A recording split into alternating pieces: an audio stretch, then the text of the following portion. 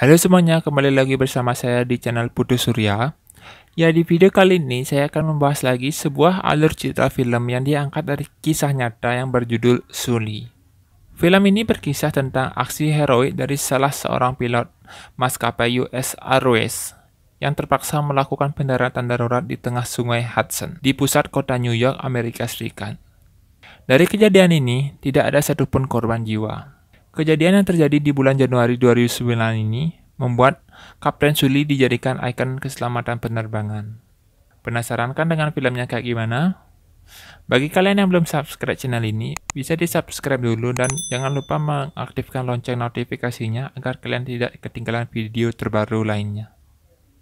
Film pun dimulai dengan menampilkan kapten pesawat terbang beserta wakilnya. Terlihat di sini, pesawat yang mereka gunakan mengalami kerusakan mesin di kedua baling-baling pesawatnya, sehingga membuat kedua mesin pesawat tersebut harus mati total. Pesawatnya pun harus jatuh dan menabrak gedung. Untungnya, ini adalah sebuah mimpi dari seorang kapten yang bernama Sully. Dan film pun dimulai. Scene kemudian berpindah di mana saat hari masih pagi, tapi dengan rajinnya Kapten Sully berolahraga lari. Terlihat di sini ada sesuatu yang dipikirkan oleh Kapten Sully. Sampai-sampai dia hampir ditabrak. Ternyata yang dipikirkan oleh sang kapten yaitu kejadian kecelakaan pesawat beberapa hari yang lalu yang ia terbangkan. Dari kejadian itu, Kapten Sully benar-benar menjadi seorang pahlawan karena berhasil menyelamatkan semua penumpang dan awak kabin pesawat. Namun, di balik pujian kepada Kapten Sully dan gelar pahlawan yang diberikan kepadanya itu, ada peristiwa lain yang membuat Kapten Sully berdepresi. Ia sama sekali tidak merasakan dirinya sebagai pahlawan. Nah, inilah kejadian di masa lalu Kapten Sully di balik mukjizat Sungai Hudson tersebut. Pendaratan darurat di Sungai Hudson tersebut membuat Kapten Sully terus-menerus dikejar mimpi buruk dan bayang-bayang ketakutan bagaimana jika waktu itu dia gagal melakukan pendaratan darurat tersebut. Atau bagaimana jika pesawatnya menabrak gedung-gedung pencakar langit. Kita berpindah lagi ke Kapten Sully dan wakilnya. Saat ini mereka sedang diinvestigasi oleh pihak National Transportation Safety Board atau yang disingkat menjadi NTSB terkait kecelakaan pesawat yang mereka terbangkan. Para investigator meyakini pesawat US Airways 1549 harusnya kembali ke Bandara LaGuardia atau pergi ke Bandara Teterboro di New Jersey seperti komando lalu lintas udara, agar pendaratan itu berjalan lebih aman tanpa harus mengakibatkan kehancuran pesawat. Kapten Sully pun mengatakan kalau mereka tidak punya cukup ketinggian untuk pesawat karena mesin pesawat sudah rusak. Jadi, Sungai Hudson menjadi opsi terbaik saat itu menurut Kapten Sully. Selain itu, Sungai Hudson memiliki panjang dan lebar yang cukup untuk dilakukan pendaratan darurat. Tapi di sini, para investigator sepertinya terus mencari alasan kalau kecelakaan pesawat kali ini karena disebabkan oleh Kapten Sully. Kapten Sully kembali mengatakan kalau pilihan pendaratan darurat di Sungai Hudson sudah dia perhitungkan matang-matang berdasarkan pengalaman dia sebagai pilot dengan ribuan jam terbang selama lebih dari 40 tahun. Bahkan dia mempertaruhkan nyawanya juga kalau kesempatan terbaik untuk penumpang bisa selamat yaitu mendarat di Sungai Hudson. Para investigator kemudian mengatakan kalau mereka akan melakukan simulasi dengan parameter yang sesuai dengan keadaan pesawat saat itu. Baik itu karena ketinggian atau mesin pesawat yang rusak karena disebabkan oleh segerombolan burung. Bahkan para investigator mengatakan kalau kejadian kecelakaan pesawat karena disebabkan oleh segerombolan burung belum pernah terjadi sebelumnya. Para investigator ini sempat mencurigai Kapten Sully dan wakilnya. Mungkin mereka dalam keadaan mabuk atau dalam keadaan menggunakan obat-obatan saat menerbangkan pesawat. Tidak hanya itu, mereka juga menanyakan kehidupan kapten saat di rumah. Apakah ada masalah dengan keluarganya atau tidak? Tentu saja itu dibantah oleh Kapten Sully dan wakilnya. Setelah selesai investigasi, Kapten Sully dan wakilnya akan kembali ke hotel, ke tempat mereka menginap. Di sini, para wartawan telah menunggu kedatangan Kapten Sully. Sebenarnya, berita tentang Kapten Sully di media adalah berita yang baik. Menjadikan Kapten Sully seorang superhero yang berhasil menyelamatkan banyak nyawa orang. Di lain sisi, Ternyata para wartawan telah berkumpul juga di rumah Kapten Suli dan mau mewawancarai istrinya. Tapi istrinya di sini justru merasa risih dengan kehadiran para wartawan dan hanya berdiam di dalam rumah saja. Keesokan harinya, kembali Kapten Suli dan wakilnya harus diinvestigasi lagi. Sama seperti investigasi sebelumnya, para investigator mengatakan kalau mereka telah melakukan simulasi kecelakaan pesawat yang diterbangkan oleh Kapten Suli. Dan hasilnya, satu mesin pesawat masih bisa berputar walau sangat pelan. Dan membuat pesawat itu sangat bisa mendarat di bandara terdekat, tanpa ada kerusakan sedikit pun, berbeda dengan mendarat di Sungai Hudson. Tentu saja Kapten Suli tidak percaya dengan simulasi itu. Karena Kapten Suli benar-benar yakin, kedua mesin pesawat telah mati total. Kapten Suli dan wakilnya berusaha membantah, tapi tetap para investigator ini kekeh dengan hasil simulasinya. Para investigator juga mengatakan kalau besok adalah hari persidangan. Kapten Suli dan wakilnya di depan administrasi penerbangan federal. Malam pun tiba, scene berpindah di mana Kapten Suli sedang menelpon istrinya. Sang istri sangat khawatir dengan keadaan Kapten Suli. Ditambah lagi, dia khawatir juga dengan finansial keluarganya. Tapi Kapten Suli tetap memberikan kata-kata semangat. Kalau masalah uang tidak perlu dikhawatirkan. Di saat ngobrol, sang istri juga mengatakan kalau dia juga khawatir dengan karir Kapten Suli. Hal yang sama juga dipikirkan oleh Kapten Suli. Kapten Suli takut kalau ternyata dia dinyatakan bersalah dan dicopot dari karirnya sebagai pilot. Dia berhenti bekerja dan tidak akan dapat uang pensiun. Walau sang istri yang awalnya khawatir, tetapi kali ini sang istri berhasil menenangkan Kapten Suli dan mengatakan kalau suaminya adalah seorang pahlawan. Mulai dari sini, film akan flashback ke belakang. Terlihat sang kapten sudah memasuki pesawat. Di situ ada 3 orang pramugari dan wakil kapten. Sebentar lagi mereka akan lepas landas. Pesawat yang mereka gunakan terlihat baik-baik saja dan tidak ada kendala. Setelah beberapa menit lepas landas, tiba-tiba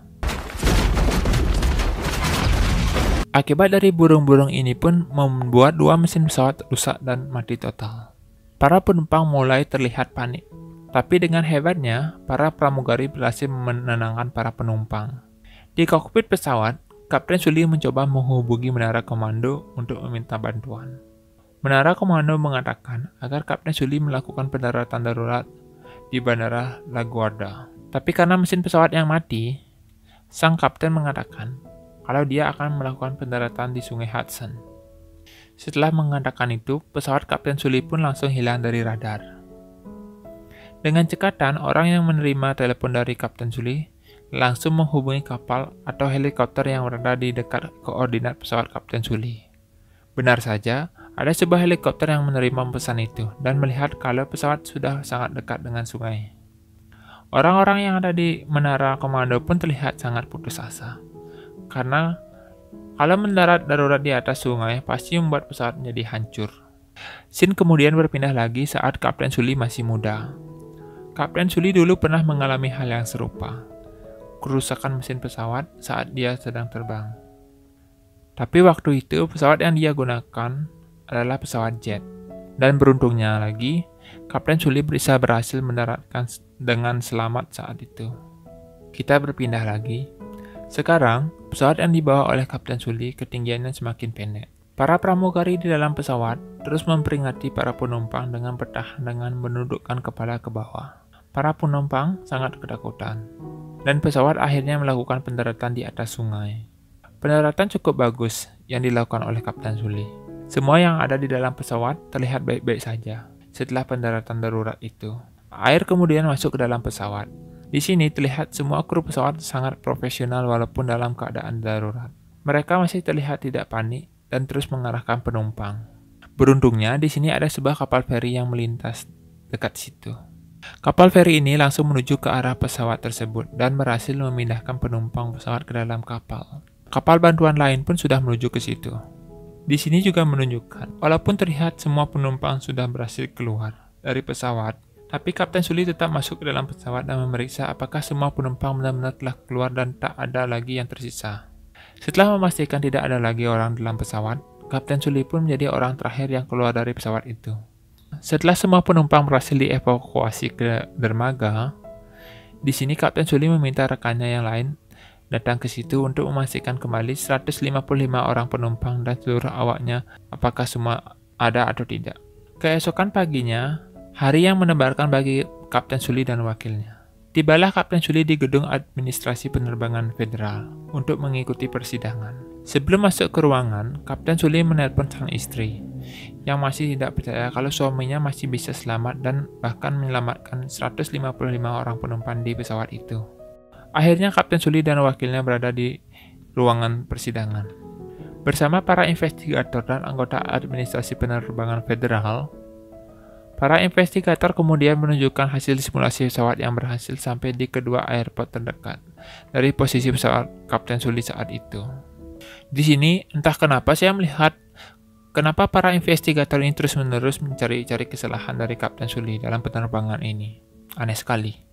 Saat melihat hasil simulasinya, Kapten Suli mengatakan kalau di simulasi itu tidak memperhitungkan faktor manusianya.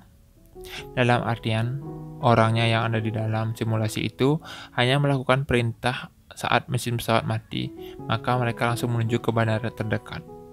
Padahal, kalau dalam keadaan nyata, pasti ada jeda waktu yang digunakan oleh kapten dan wakilnya untuk menganalisis keadaan dalam pengambilan keputusan. Entah itu waktu untuk memastikan mesin pesawat telah mati total atau tidak, atau waktu untuk memastikan keadaan pesawat itu apakah bisa sampai ke bandara terdekat atau tidak. Kapten Suli juga mengatakan kalau tidak ada seorang pun yang pernah dilatih untuk insiden yang dialaminya saat itu. Bahkan saat Kapten Suli bertanya berapa kali pilot yang ada di dalam simulasi itu lakukan sehingga berhasil mendaratkan dengan selamat di bandara terdekat. Salah satu investigator mengatakan 17 kali simulasi baru bisa dengan selamat mendarat di bandara. Semua hadirin yang ada di sana pun kaget mendengar hal itu.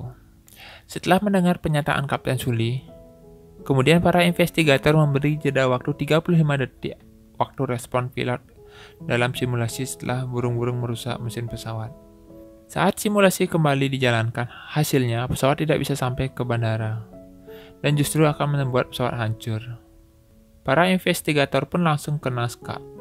Para investigator langsung menunjukkan hasil rekaman black box pembicaraan di dalam kokpit pesawat. Dan kembali lagi dari hasil pembicaraan Kapten Suli dan wakilnya, dalam kokpit tidak ada menunjukkan sesuatu yang salah. Para investigator kali ini benar-benar disekakmat oleh Kapten Suli dan wakilnya. Dan para investigator memuji apa yang dilakukan Kapten Suli. Setelah dipuji, Kapten Suli justru tidak besar kepala. Justru Kapten Suli malah mengatakan kalau bukan dialah yang bisa membuat mereka bisa selamat, melainkan karena mereka semua, karena sang wakil, 3 pramugari, semua penumpang, orang-orang yang ada di menara komando, para kapal feri yang membantu, sampai para petugas penyelamat yang membantu. Kita semuanya melakukan bersama-sama, sehingga kita semua bisa selamat. Setelah mengatakan hal itu, membuat seluruh orang yang ada di sana mengapresiasi apa yang dilakukan oleh Kapten Suli. Dan film pun tamat. Nah, itu dia tadi alur cerita dari film Suli, di mana film ini diangkat dari kisah nyata. Dan bagi kalian yang belum menonton filmnya, saya sarankan untuk nonton filmnya setelah ini. Dan bagi kalian yang belum subscribe channel ini, bisa di-subscribe dulu dan jangan lupa diaktifkan lonceng notifikasinya agar kalian tidak ketinggalan video terbaru lainnya. Dan akhir kata saya ucapkan terima kasih.